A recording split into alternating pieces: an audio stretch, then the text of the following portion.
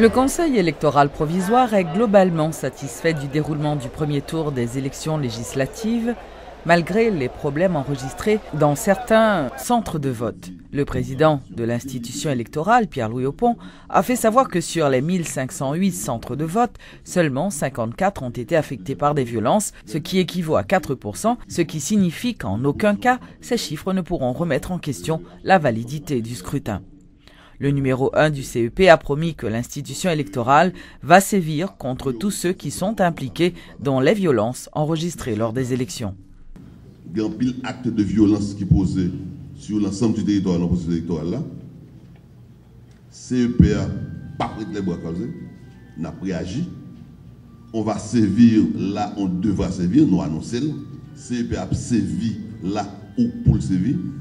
Si son provocation a été faite de manière à tester la volonté de CEP à garantir les autres étapes du processus électoral, nous allons montrer que nous n'avons pas de responsabilité et nous prenons ça au sérieux. Nous n'avons pas appliqué le décret électoral là. On va sévir là où il y aura des informations probantes sur l'implication d'individus, de candidats ou de partisans de candidats à visière levée sur le saccage de bureaux de vote, sur le bourrage d'urnes, sous saisie matérielle d'État à Ravel, sous blessé moun, sous tiré moun de manière agressive et tout côté le cas documenté, nous prenons engagement que CEPA a sévi dans le cas. Aucune date n'a été fixée pour la publication des résultats du premier tour des législatives. Le président du Conseil électoral provisoire, Pierre-Louis Aupon, a fait montre de prudence en estimant qu'il fallait prendre en compte le temps nécessaire pour la collecte des matériels de vote. Les troupes onusiennes effectuant un retrait progressif des régions d'Haïti, il a fait valoir que l'organisme électoral ne bénéficie plus de l'appui logistique de la mission des Nations Unies pour la stabilisation, la MINUSTAH, ce qui est désormais assuré par l'UNOPS. Ce sont donc les fonctionnaires du CEP qui ont été formés pour la prise en charge de la logistique. Aussi, les résultats du scrutin seront publiés lorsque les bulletins et procès-verbaux arriveront au centre de tabulation, a dit M. Aupon. Les résultats de l'élection baillent la totalité bulletin fin rentrée Port-au-Prince et puis nous tabuler. Pour ça, me dit c'est la base parce que je dis là, c'est pour une deuxième expérience d'appropriation du processus électoral. C'est que, encore une fois, c'est MINUSTAH qui, avec des moyens forts, fait le logistique électoral. Là, les moyens forts là, moi je dis véhicules, bateaux, camions et hélicoptères. Je dis des moyens forts, c'est l'armée qui a besoin de militaires. Je dis là, nous n'avons pas d'équipement, nous n'avons pas de support. Nous avons un support de UNOPS qui a un plan de transport de la logistique et puis qui a possibilité apprendre nous toujours faire logistique là pour faire le proton la prochaine fois. Et donc pour nous ça prend autour d'une dizaine de jours pour nous recevoir total débilité pour au prince tabuler et puis qu'a produit premier résultat. Moi t'as souhaité moins que ça. Les résultats doivent refléter la réalité des urnes. Telle est la position du Premier ministre Evans Paul après la fermeture des bureaux de vote. Il n'y a pas de candidat ou de parti politique officiel, a martelé le chef du gouvernement, tout en rappelant que les membres du CEP n'ont reçu aucune consigne de l'exécutif en vue de favoriser un quelconque candidat. Evans Paul, qui s'exprimait lors d'une conférence de presse dans la soirée du dimanche 9 août, a également souhaité que la justice sévisse contre les fauteurs de troubles. Alors, nous pensons que c'est un gros pas qui franchit, bien sûr, gagner l'après 9 août qui pourra le gérer. Parce que, il y a des débats qui passent, même si nous condamnons, même si nous déplorons, mais il faut nous agir. Si on fait des ordres, ou blesser moun, ou bouler bien l'État, il va pas garder au danger depuis qu'ils identifié ou. Sous son policier ou font bon travail, n'a pas honoré ou, nous dernièrement en fait la police. Nous honorer bon policier. Mais si un policier tout qui te montre yo pas fait travail Jean pour faire, faut nous poser commandement en question. Et au niveau du CSPN, il y a une disposition pour le prendre. Le directeur général de la police l'a expliqué, il y a l'ordre formel qui va le passer à l'inspecteur général pour fixer les responsabilités bonnes ou mauvaises. Si vous constatez ou fait des ordres, vous prenez photo, vous pouvez le poursuivre. parce que on pas craser un bureau de vote quand on bande citoyen mobilisé, c'est manquer respect pour le peuple haïtien d'abord. Cap exercer droit constitution en Bali. Ensuite, c'est faire un abus sous l'effort l'État fait pour dépenser l'argent. L'or boulé, Mairie Limbé. Bon, à qui on a fait? Qui est-ce qu'on est ou fait abus? Peuple haïtien, il y a toute manœuvre pour essayer de dérouter mon sous élection. Il a même dit que il y a un couvre-feu. Nous ne pouvons pas couvrir du feu, nous pouvons tuer du feu. Il n'y aura pas de couvre-feu. Nous pourrons aller au-delà des choses. Question de brigandage là, il fini. Ou tu fait, il va le poursuivre quand même. Parce que, par exemple, tracer dans le pays. Si on fait négligence, on va payer responsabilité négligence. Dépouillement fait honnêtement. Tout le monde a besoin résultat mérité. Ça peuple là t'es choisi fait pour lui. C'est peuple haïtien qui a décidé, gouvernement a constaté manifestation volonté peuple là. C'est ça nous venons faire. Alors tout le monde qui est dans le dépouillement, nous souhaitons continuer à faire travail là avec honnêteté. Je ne pas dire neutralité. La neutralité est hypocrite. Avec honnêteté. Les autorités policières haïtiennes ont refusé de communiquer le bilan provisoire des violences enregistrées lors du scrutin du 9 août. Le chef de la police, Godson Aurelius, a fait valoir qu'il fallait au préalable une investigation des directeurs régionaux de la PNH afin de vérifier ces informations. La police a 53 centres de vote sur 1508 qui mettait nous un taux de 3,5% de perte de centres de vote que nous perdus. Donc 3,5%. On fait rapport 53 sur 1508. Et qui compte nous perdu plus centre de vote ça, c'est dans le département de l'Ouest, on parle de l'Ouest, nous gagnons Akaye, nous gagnons Petit Gouave, nous gagnons centre-ville pour Prince, zone métropolitaine, et tout l'autre éloigné au Grand Gouave, les Ogan, etc. Nous perdu 25 centres de vote dans le département de l'Ouest. En deuxième position, nous avons l'Artibonite que nous perdu 16 centres de vote. Et dans le sud-est, nous perdu 4, Grand'Anse 3, et le reste, c'est 1, 2. Non, monde qui blessé que nous enregistré. À 12, nous avons 3 policiers qui blessés tout. Mais dans toute élection qui fait déjà, nous connaissons que la police, tout qu'on là, même le ministère, tout qu'on gagne là, t'es toujours gagné pourcentage de perte de centre de vote ça et au compte plus. Dernière élection était plus. Pourcentage de perte là était plus haut, beaucoup plus haut que élection aujourd'hui. Cependant, les journalistes ont fait état d'au moins 3 personnes tuées dans le cadre des élections législatives. Des affrontements entre individus armés et forces de l'ordre ont été enregistrés notamment à la petite rivière de l'Artibonite et dans la localité de Jean-Denis. Un individu armé a été tué lors d'échanges de tirs entre un gang particulièrement violent et une unité de l'UDMO. Un policier aussi a été blessé à la tête.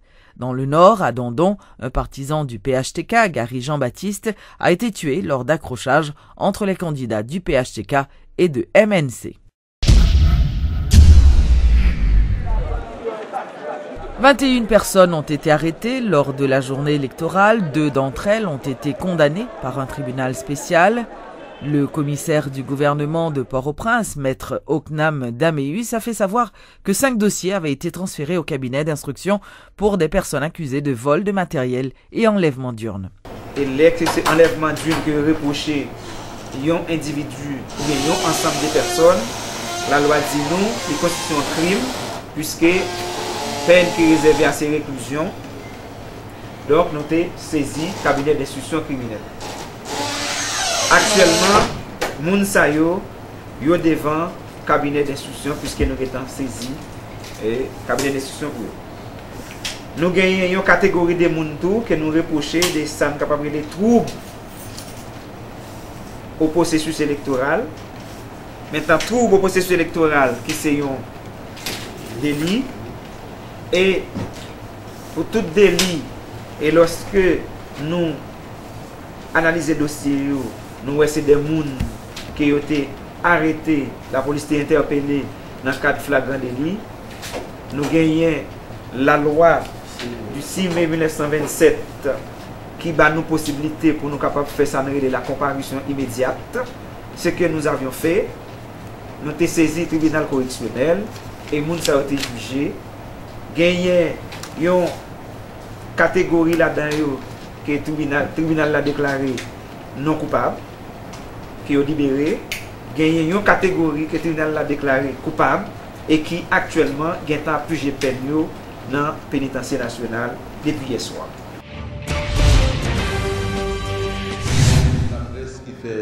La plateforme du parti haïtien Tête Calée, le PHTK, dément les informations selon lesquelles les partisans de cette structure seraient impliqués dans les actes de violence qui ont émaillé le scrutin de dimanche. Le parti haïtien Tête Calée, son parti lui-même, qui pas croit dans la violence, qui croit dans la démocratie et qui croit que, je dis, la meilleure façon pour nous gagner pouvoir, c'est faire campagne, présenter vision, présenter programme, et puis pour convaincre l'électorat.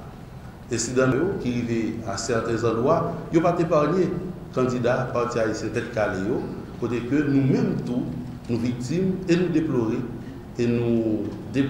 tous les actes qui étaient capables de faire non niveau ou bien l'autre, ou quelconque citoyen qui était victime dans le cadre de l'élection.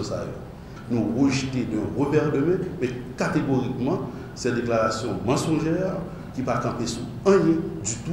Nous-mêmes, nous prenons l'élection et nous croyons qu'il faut que le processus électoral continue pour nous mener le pays en sous-bac.